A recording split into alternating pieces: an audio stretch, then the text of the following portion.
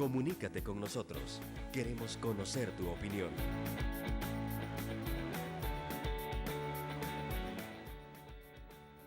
Antes de comenzar, queremos recordarle que también para usted tiene pues de Coralón una gama importante de canopies y de productos que pueden servirle si usted quiere desarrollar su marca en exteriores. De Coralón tiene este tipo de canopies que puede ponerle su marca impresa, puede llevar su logo, puede tener sus colores, puede tener las dimensiones que usted requiera y para los usos que usted estime más convenientes. De Coralón tiene la capacidad de adaptarse a su necesidad y puede diseñar perfectamente estructuras que no solo van a darle resultados, sino que le van a durar para siempre. Ahí vaya a decoralon.com en la internet y busque y descubra todas las ventajas que tiene De Coralón para servirle con canopies de uso comercial o también de uso particular. Decoralon.com. Vamos a revisar algunas de las notas importantes antes de pasar a nuestro tema de hoy. Hemos hecho acá el esfuerzo por profundizar sobre el tema de los troles, la clonación de la página de la prensa gráfica y toda esta información. Pero creo que también es importante no dejar de lado algunos de los temas más relevantes que tenemos para este día. Y claro, darle seguimiento al tema de la captura de los militares en el caso jesuitas. El comunicado del gobierno que hoy se publica en los medios es lo importante. El gobierno asume su responsabilidad sobre el tema y dice que como gobierno y responsable de la Policía Nacional Civil se tomó esta decisión, darle cumplimiento a la notificación roja en contra de los procesados, contando con las órdenes de allanamiento giradas por la autoridad judicial para ingresar a su residencia. En tal sentido, en fecha 5 de febrero de este año, se detuvo a 4 personas requeridas en total apego a la ley y respetando sus derechos fundamentales. Los procesados han sido puestos a la orden de las autoridades judiciales, las que deberían decidir sobre la libertad o la extradición de estos ciudadanos salvadoreños. O sea, el gobierno está prácticamente diciendo: miren, yo solo los capturé porque pues lo pedía la Interpol y tengo que respetar los acuerdos internacionales en ese sentido, así que ahí les quedan y esta responsabilidad del sistema judicial, valorar o no el cumplimiento o sostenimiento de anteriores resoluciones o cambiarlas o mantenerse en la aplicación de la ley de amnistía para este caso. Los familiares, por otro lado, dieron una conferencia de prensa y presentarán también recursos jurídicos como el habeas corpus para 4 detenidos. Esto se va a presentar a la Sala de lo Constitucional. Reiteraron que los demás militares que no han sido detenidos no se van a entregar.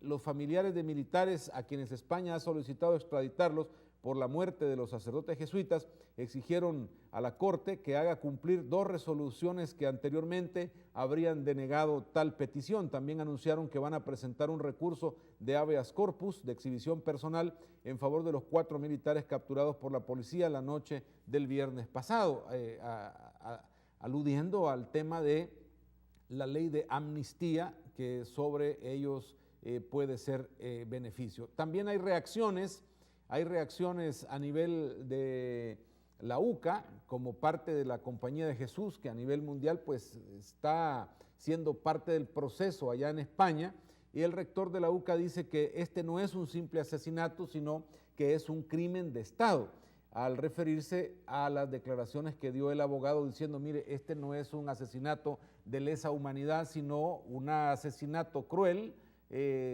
una masacre, pero dentro de lo tipificado como un asesinato común. El rector de la UCA, Andreu Oliva, dijo ayer en la entrevista de Canal 12 que la muerte de 6 sacerdotes y 2 de sus colaboradoras en el año 89 no es un simple asesinato, como lo hizo ver el abogado de los militares, Lisandro Quintanilla. El rector de la UCA afirmó que este hecho fue un asesinato, pero también es un crimen de lesa humanidad, un acto de terrorismo de Estado. Reiteró que el hecho no fue común y corriente porque lo realizaron integrantes de una institución del Estado, o sea, el ejército. Esta es la valoración que hace la rectoría de la UCA sobre el tema. Sin embargo, quien jurídicamente tendría que determinar si hay lesa humanidad, entenderíamos, es la misma Corte Suprema, la misma Corte en pleno y determinar que este es un asesinato a ese nivel, porque para la lesa humanidad hay ciertas condiciones y podría ser que este la llena, pero hasta ahora nunca se ha dicho de esa manera. Y claro, tenemos asesinatos. En este histórico del país, mire, de lesa humanidad bastantes, basándonos en las características de impacto, ¿no? Porque son miles de asesinatos y claro, tenemos otros cometidos por mucha gente, sean del Estado o no, que realmente son dramáticos. Entonces, a mí lo que me preocupa es cuando uno empieza precisamente a calificar los muertos, ¿no? Y decir, este sí es de lesa humanidad, el otro no. Pero cada muerto ha sido un dolor para cada ciudadana, para cada familia. ¿Cómo puede alguien decir, mira, tu muerto vale menos? O sea, porque era menos famoso, porque era menos importante políticamente, o lo que sea. Como murió y solo fue uno, entonces no es de lesa humanidad. O sea, es difícil entrar en estas áreas porque cada quien llora su muerto, pues, y para cada quien es su asesinato de lesa humanidad y de crueldad, y más cuando ha sido en civiles esta historia de muertos, donde la mayoría han sido ciudadanos que nada tenían que ver con el conflicto o que estaban al margen de estar dentro de uno u otro bando. Los partidos piden respeto al espíritu de los acuerdos. Sánchez Serén citó ayer en Casa Presidencial a los dirigentes partidarios, se comprometió con ellos a no vulnerar el tema de la reconciliación. Sin embargo, por las declaraciones que dio Sánchez Serén, uno pensaría que hay por ahí una idea de entrarle al tema de la justicia restaurativa y deshacerse de la ley de amnistía y reabrir los procesos, pero el tema es que no lo dicen claramente. Y también hay reacciones del ahora diputado y exgeneral Mauricio Vargas, o general Mauricio Vargas, que afirmó que también el presidente Sánchez Serén fue beneficiado con la amnistía que amparó a los militares que ahora están siendo perseguidos. La amnistía fue por ley de reconciliación para que el FMLN se constituyera en partido político, explicó el legislador. Es que eso era así, no había manera de que el FMLN se convirtiera en partido político y entrara a la vida política si no se le eximía de todas sus responsabilidades penales, porque habían generado destrucción de la infraestructura, habían generado terrorismo, habían generado asesinatos, secuestros. Entonces, para poder validar el ingreso de todas estas personas dentro del FMLN a la vida política, había que no solo abrir el espacio político para que fuera así, sino que no tuvieran ninguna carga penal, porque la misma Constitución inhibe, ¿no?, de esa participación a quienes tienen eso. Entonces se les dio esa ventaja y luego los militares pidieron, bueno, si les van a dar ventajas a ellos, dénnosla a nosotros también, porque aquellos van a entrar a la política y si ganan la elección presidencial o la elección de asamblea legislativa, entonces nos pueden venir a juzgar y a manejar el Estado en contra nuestra. Y por eso al final terminó aprobándose una ley de amnistía para todos los que participaron militarmente en aquel genocidio, fraticidio, póngale todas las condiciones que quiera, que nos ha dejado muerte y destrucción a los ciudadanos. Esto es parte de lo más reciente, entonces, en este caso, al que hay que irle dando seguimiento. Y, por supuesto, no queremos dejar de lado, y rapidito, antes de entrarle al tema de los troles, el tema de las pensiones. Según se está publicando hoy en Diario El Mundo, hay la falta de un voto nada más para el alza mínima de la rentabilidad pensional. Otros partidos están pidiendo más rentabilidad. La propuesta del gobierno para que el Estado pague 3.45, bueno, ni siquiera 3,5, imagínense. Solo le hace falta un voto.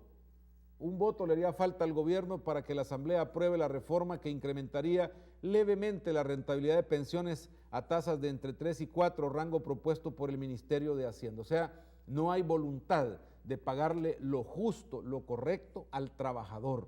Aquí estamos hablando claramente, ¿no? Dicen que donde está tu corazón, ahí está tu tesoro. Pues entonces aquí ni está en el corazón, ni hay tesoro para los trabajadores. Aquí lo que se está haciendo es tratando de pagarle lo menos. No lo veamos de otra manera porque no se puede. Estamos ninguneando al trabajador, a sus recursos, a su dinero, a su esfuerzo, a su tiempo de sacrificio, porque yo gobierno no quiero pagar lo que es correcto, pero le voy a pagar lo que me piden todos los demás prestamistas que me traen dinero de afuera. Es vergonzoso, sincera y honestamente, decirlo de esta manera, pero así es. Se está ninguneando al trabajador. El tema es que se continúa analizando las pensiones. El gobierno habla de las pensiones, habla de su modelo, pero no lo da a conocer, lo cual también es difícil porque está en juego el futuro, el recurso de muchas de las familias de nuestro país. El gobierno reconoce que su reforma no va a elevar la cobertura de pensiones. Entonces, ¿para qué la hacemos? Entonces, si no mejora en la cobertura, que es un elemento importante, es decir, que más gente pueda cotizar, entonces, ¿para qué estamos haciendo esta reforma? No se nos ha presentado hasta ahora a toda la ciudadanía el verdadero proyecto. Se está hablando de que no va a tener acá, que no va a ir allá, pero no se presenta un documento completo de la A a la Z, como se está planteando la idea del gobierno. Y entonces son declaraciones en los medios que solo se van agarrando y se van medio masticando en la opinión pública. Roberto Lorenzana, secretario técnico de la presidencia, volvió a aparecer en los medios y dice que quieren asegurarse que todo mundo tenga una pensión y todavía no se resuelve el problema de fondos con aquellas personas que no cotizan. O sea, no hay recurso.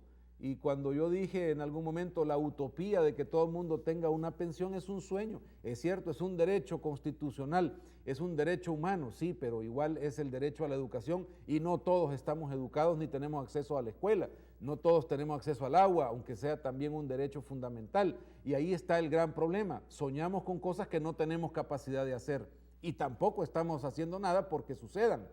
Darle una pensión a todos los trabajadores está bien, ¿y de dónde va a salir? Ahora, ¿qué relación hay en ese bonito sueño y el dinero que ya tenemos ahorrado ahí un grupo de trabajadores? Ninguna. ¿Qué inhibe al gobierno de hacer una pensión o a un proyecto paralelo que le dé pensión a los que no tienen? En lo absoluto, nada lo detiene. Pero ¿para qué quiere nuestro dinero?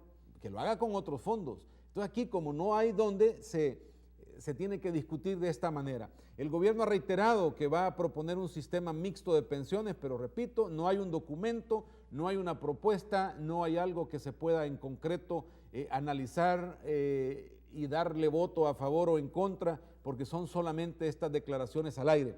El secretario Roberto Lorenzana, según lo publica la prensa gráfica, dijo que la propuesta del Ejecutivo será enviada a la Asamblea dentro de 2 semanas. El documento no ha sido hecho público y dentro de 2 semanas va a ser para análisis o va a ser para aprobación, que sería lo más dramático, un madrugón con este tema tan importante para los salvadoreños. Muy bien, por ahí vamos en este tema, se los actualizamos hasta ahí, entrémosle a lo de los troles, entrémosle a esto de un alcalde en función, un alcalde electo por la población que llega a la municipalidad y entonces desde ahí empieza a manejar una oficina para atacar a la prensa gráfica, el diario de hoy, y manejar todo una especie de centro de hackeo, y ahora se habla de ataques también a otros políticos. Hagamos un poco de memoria sobre este caso. En julio del año pasado, en mayo se tomó posesión de la alcaldía y para julio comenzó a circular en redes sociales una falsa entrevista del presidente del grupo Dutriz, propietario de la prensa gráfica y El Gráfico. El link redirigía a un sitio web con características similares al de la prensa, pero era falso. Aquí hay algunas notas que se publicaron sobre eso allá por julio, los constantes ataques que se daban a través de las diferentes redes sociales hacia personas o instituciones se escudaban en el anonimato bajo los llamados troles que han llevado a diferentes sectores a que se pronuncien sobre el tema y que pidan que estos sean penados por ley. Esto se da en el marco de la creación también de la ley de delitos informáticos y conexos que la Asamblea pues aprobó recientemente. Y vino por ahí el debate sobre cómo se podía frenar a la gente que usa el Internet para causar daño de este tipo. Esta es las publicaciones que allá por julio se hacían, porque aparecían también difamaciones contra personajes de la vida nacional, como Roberto Rubio, director de Funde, que sufrió también un ataque desde el Internet contra él y contra su familia. Funde decía que habían ejemplos de delitos informáticos y pedía que la ley se revisase a profundidad para no violar el derecho a la libertad de expresión, pero que se le pusiera fin a este tipo de ataques y que ya se tenía ciertamente algún indicio de que era algo premeditado, algo que venía muy organizado. Apareció también en Guatemala, allá por julio de 2015, una condición bastante similar. Se había duplicado, se había hackeado al periódico Prensa Libre y vinculó en Guatemala a un salvadoreño que había sido parte de la gente que clonó su sitio en internet. Desde ahí se atacó a periodistas del medio guatemalteco y se publicó información favorable a un candidato presidencial de aquella nación. Pues con esos temas, esos indicios, esas situaciones, la prensa gráfica decidió iniciar un proceso para que se investigara y la Fiscalía recibió esas peticiones e inició una investigación sobre el hackeo, copia, clonación de la prensa gráfica. La Fiscalía abrió ahí por el 20 de julio, 21 de julio, un expediente para investigar las denuncias presentadas por la prensa gráfica tras la clonación de su sitio en internet a inicios de julio y donde se difundía una entrevista falsa hecha al presidente del periódico, don José Roberto Dutriz. El 12 de agosto hubo también reacción a nivel internacional. Se instaba desde la Sociedad Interamericana de Prensa a que se sentara un precedente mediante una investigación exhaustiva y evitar así la impunidad de estos delitos y de quienes están utilizando el mundo digital para organizar ataques cibernéticos contra el ejercicio libre del periodismo. Pues hasta ahí la investigación empezaba, había hechos que investigar y empezó a dar resultados. A noviembre del año 2015 se tuvo la primera captura, la intervención directa de la autoridad policial movida por las investigaciones que realizó el periódico y la Fiscalía y se capturó a un acusado de ciberfraude, sospechoso de ataque digital a la prensa gráfica, fue detenido en una base de operaciones de troles. Se accedió a esta empresa llamada Búnker y la Fiscalía llamó a esto un centro de trolls en Santa Elena. Capturó al sospechoso identificado como Ricardo Ortiz Lara.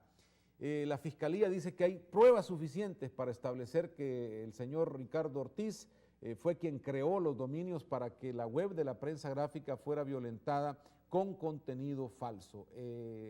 También otros periódicos dieron a conocer la intervención de la autoridad en esta casa ubicada en Santa Elena. También se relacionó al señor Ortiz con la casa presidencial, porque se encontraron datos de su trabajo anterior con la casa de gobierno, donde habría trabajado esta parte de la estructura en casa presidencial. Esto como parte de la investigación hasta ese momento. Así un poco las cosas, luego venían otras preguntas. ¿Quiénes son los responsables? ¿Quiénes están detrás de esto? Y aquí es donde aparece el alcalde Nayib Bukele y donde la investigación lleva a relacionarse directamente con él. Esta fue la portada de la prensa gráfica. Nos vamos a quedar hasta aquí para oír también sus llamadas telefónicas en esta primera participación de ustedes. Hola, buenos días. Hola, buenos días. Un gusto saludarle. Gracias, igual, me siento bien por su programa, hombre. Un gusto, a la orden. Porque podemos opinar, pues, en cuanto a lo de los militares que han sido presos, los han agarrado, pues. Sí, cómo no. Quiero decirles de que los acuerdos de paz trajeron amnistía para ambos grupos. Entonces, tanto como de la Fuerza Armada y tanto como del Frente, hubieron asesinos. Entonces, los acuerdos de paz abolieron todo eso. Pero también hay que juzgar a los señores del Frente, pues, y que están gobernando. Han sido unos grandes asesinos, ¿verdad? Desestabilizaron al país, lo quisieron desestabilizar, quisieron ganar el poder con las armas, y no pudieron. Entonces, hubieron asesinatos tras de eso. a través de los del frente, la guerrilla. En ese tiempo se llamaban terroristas también. Entonces, que se acuerden que ellos pueden ser juzgados también, que ellos están apuntando con el dedo. Muy bien. Porque con la misma vara que nosotros medimos, con esa vamos a ser medidos. Muy amable, gracias por participar y llamar a nuestro programa. Así estamos, buenos días. Buenos días, don Rafael. Un gusto. Mi opinión sobre los militares. Sobre lo que usted La quiera. verdad que en la guerra pues, hubo asesinatos tanto del frente como del ejército. Aquí si van a juzgar a los militares también tienen que juzgar a los del FMLN. El primero sería el presidente Sánchez Serén, que hasta sus mismos compañeros sacrificó. Y tantos asesinos que están prácticamente la asamblea quedaría bastante vacía con tantos diputados criminales que también hubieron en la guerra. Así es que si van a juzgar a los militares, que también juzguen a todos los del frente. Muy bien. Quedaría prácticamente el gabinete de gobierno pues sin ningún funcionario, porque todo ha sido una bola de asesinos. Esa es mi opinión, don Rafael. Muy amable, buenos días. Así estamos, bienvenido. Sí, buenos días. Un gusto. Lo que está pasando con las pensiones, y es que a usted le quieren quitar fondos de la pensión a todos nosotros, porque el gobierno quiere asegurarle una pensión a todos los subversivos que le ha dado empleo en los últimos 7 años en el gobierno. Eso es lo que está pasando, y por eso está viendo cómo agarrar a los demás que están cotizando a las pensiones.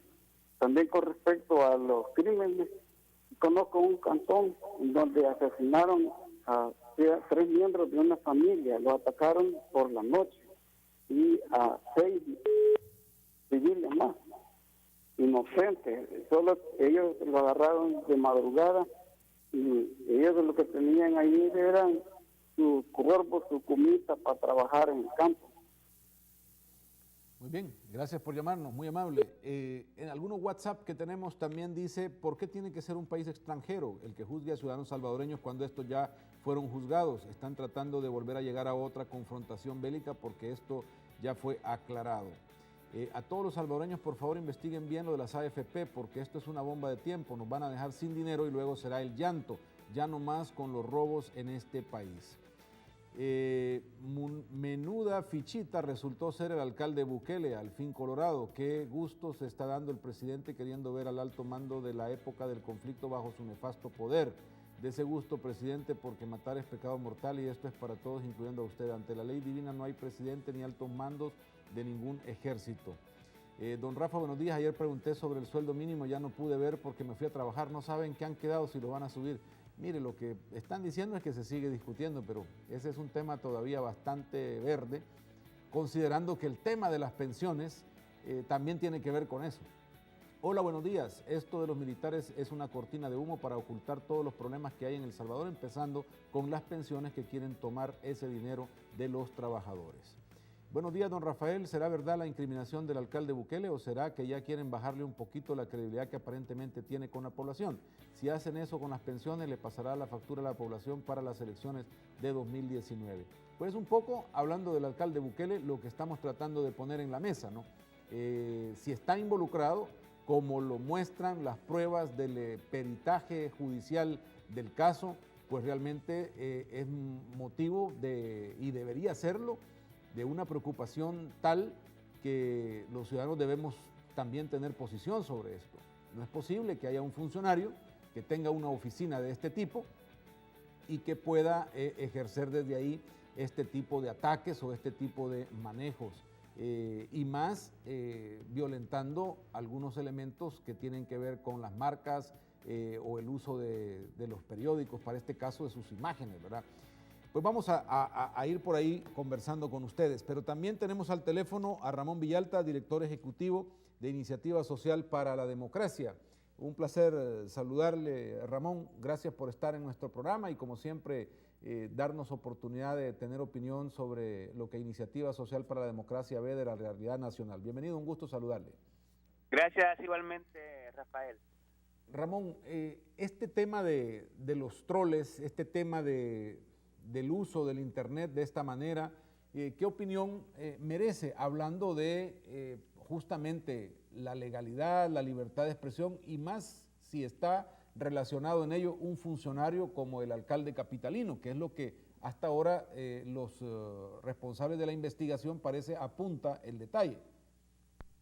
Bueno, yo creo de que debe de garantizarse en cualquier tipo de caso el desarrollo independiente de la investigación que se lleva adelante por las instituciones responsables, particularmente la responsabilidad que tiene la Fiscalía General de la República de investigar y de presentar las pruebas correspondientes, así como de aquellos procedimientos de investigación especiales a partir de peritajes en el que se involucran a terceros y que remiten a constituir también prueba dentro de un proceso. Y creo que lo importante es dejar que las investigaciones se lleven adelante con la responsabilidad con que se deben de hacer y que el procedimiento de carácter judicial sea retroalimentado o alimentado con las pruebas correspondientes, independientemente si en este hay o no funcionarios involucrados. Lo que es importante es que la justicia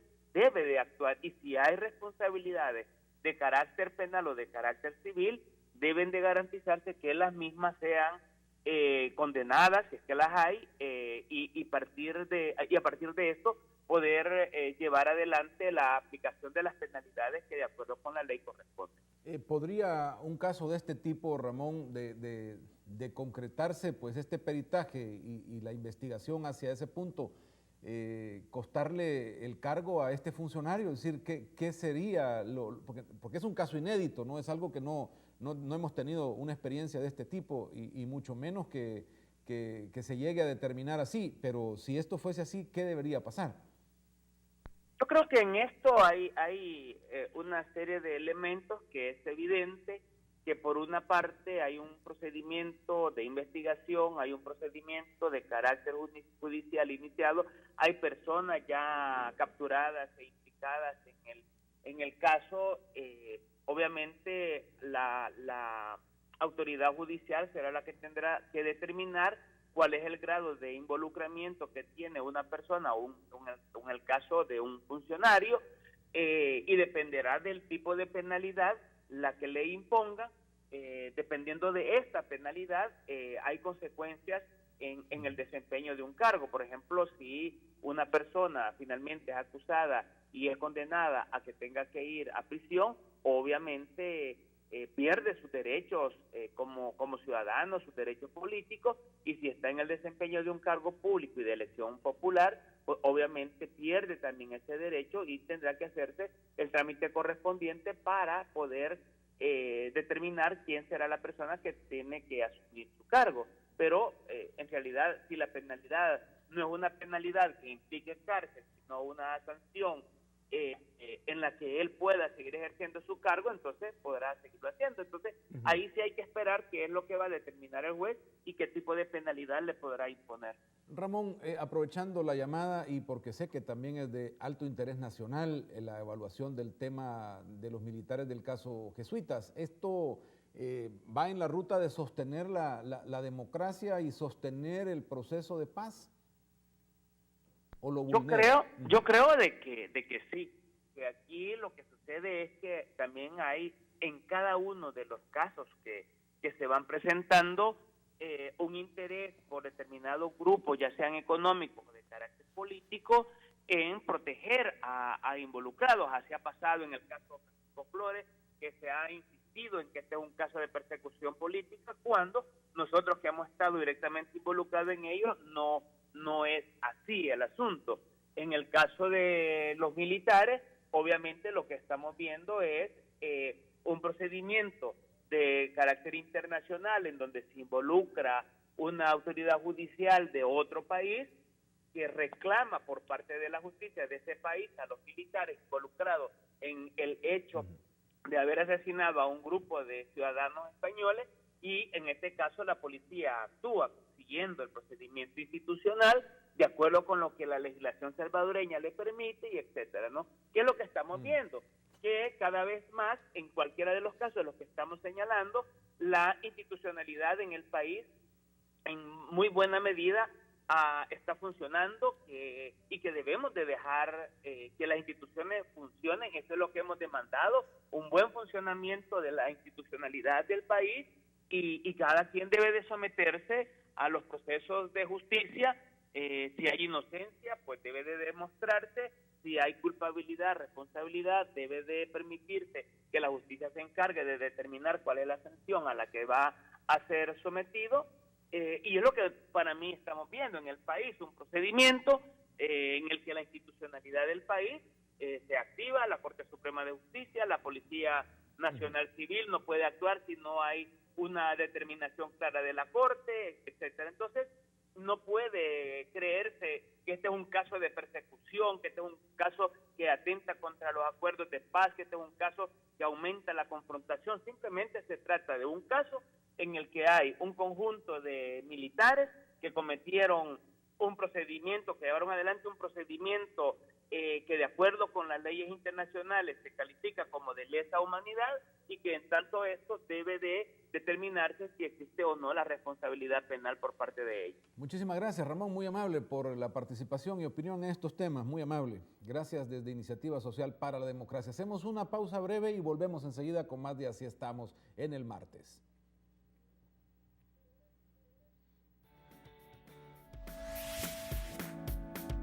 Comunícate con nosotros. Queremos conocer tu opinión.